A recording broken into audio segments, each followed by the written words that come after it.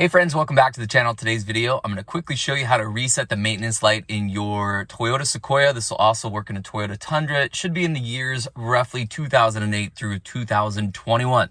So quite a few of them. Hey, here's the deal. Number one, get it to trip A. So you can just get it to trip A by clicking through here.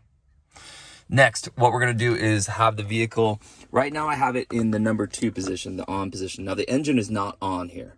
And what we're going to do is turn it back off. 1, 2. And then we're going to hold this button down while we turn this back to the on position. Again, it's 2 clicks. You don't need to start the engine. All right, let's do it. So I'm going to hold this down, turn this, 1, 2, while I'm holding it down. And then you can see this little countdown. That little countdown of those black lines is what resets it for you. So once you've reset it, you'll notice that the maintenance light that was over here is no longer there. So that's how you reset the maintenance required light. So for me, I changed the oil on my own and I needed to reset that light. Hey friends, I hope this video helped it out. Give it a thumbs up, subscribe to the channel, and we'll see you next time.